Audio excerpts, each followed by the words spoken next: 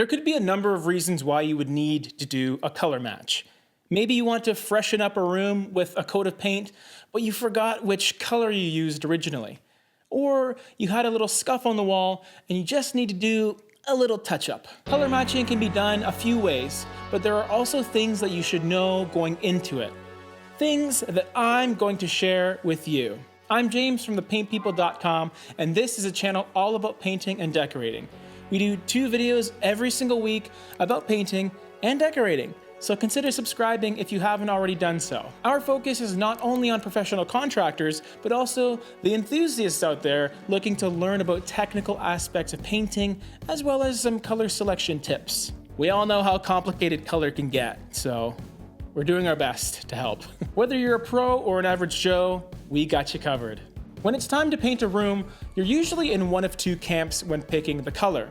You either want to change the color completely, or you simply want to freshen up what's already there. Now, if you already know the color code that was used originally, you're all set. But if you don't, then you'll have to do a color match to figure things out. Color matching is the act of determining what color was used on a surface without knowing its name or its color code. You're simply relying on the color that's physically there. And through the color match, the goal is to either figure out the exact color used, or at least find the closest possible color you can. It's not always the simplest process, so this video is rated at a semi-pro level of difficulty. But there are simpler methods that don't require a ton of effort on your part. Certain methods of color matching have their own set of pros and cons, and in this video, I'm going to go through the 3 methods I see used most often when it comes to color matching. Number 1 is the fan deck method. This is perhaps the most basic way to color match, but requires a keen eye for color. The idea is you take a fan deck from your favorite paint company and start pressing color swatches against the wall to see if you can find something that comes close. These fan decks are normally arranged in such a manner that certain color tones are all going to be grouped together. Once you've categorized the color you're looking for as a gray, an off-white, green, blue, whatever, you use that particular section in your fan deck, let's say the blue section, and then you put a bunch of blue swatches against the wall until you find a color that really just blends in and looks like whatever's on the wall. All right, so I'm gonna look through my off-whites here. That looks pretty good. Close enough. This process can prove to be a bit tricky at times because the finish on the wall may look different than what's on the color swatch. And what's most important is you find a spot on the wall that is clean and has good lighting. Lighting tangent. Good lighting can have several meanings. Natural daylight is usually ideal, but when you're color matching, good lighting is lighting that is most typical for that room. If you get a lot of natural light from outside, then maybe wait until the sun is out before you do the color match. If it's a more controlled environment like a basement that doesn't have very many windows, then just make sure the lights are turned on. Your in-room lighting becomes less important with the other methods of color matching. The second method is an in-store color match. This is typically the way a lot of consumers and professionals have their color matches executed. It involves a physical sample of paint being removed from the wall and brought into a store where a paint professional does the match for you. The process involves a sophisticated piece of equipment that scans the color sample and analyzes its composition. The result is a series of colors that the machine thinks match up with that sample, but it doesn't really end there. The in-store color professional then takes that recommendation and further tweaks the color formula several times until the newly tinted color completely blends into that pre-existing sample that you submitted. This combination of technology and a real person's expertise usually leads to excellent results. But there are things to consider about this method.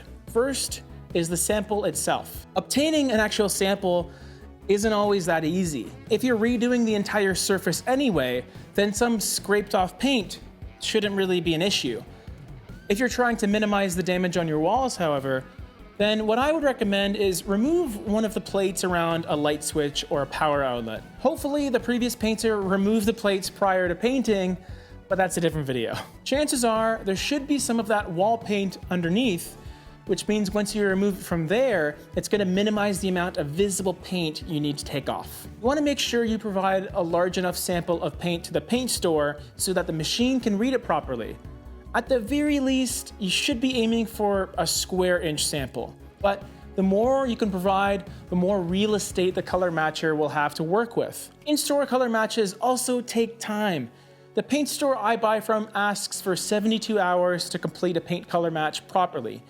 Keep in mind that it's a very time-consuming process after all. With each micro adjustment that's made, there's then a drying period to make sure the sample is completely dry before any further adjustments can be assessed. Multiply that by the sheer number of adjustments made, add in all the other people requesting color matches at the same time, it's a lot. Give the color matcher as much time and as big of a sample as possible, within reason. They won't need a full sheet of painted drywall or anything. That's a bit much. And finally, there's the newest method of color matching, and that's using a handy little device called a color sensor. Benjamin Moore's Color Reader and the Color Reader Pro, not sponsored, are really cool products that just came out not too long ago. They're very handy little devices that sync up with your smartphone and allow you to scan virtually any surface, and it'll provide you the color right on your phone. This is powerful because it's not only useful for wall paint colors, but virtually anything that involves color. It also works great for anything marketing or advertising related. So if you wanted an office wall to match your company's logo, you can scan the logo with your color sensor and get a match instantly, in real time. What's even better is the Pro version has a built-in OLED screen, so you can see the color on the device itself rather than relying on your smartphone. It's an extremely handy machine that can prove very useful, especially if you find yourself doing multiple matches a month. Whichever method of color matching you decide to go with, just keep in mind that getting an absolutely perfect match is a challenging feat. There are so many variables that can impact the look of your match. Even if the new color is exactly the same as the pre-existing one, there could still be a visual difference if the walls themselves are a bit dirty or dull due to their age.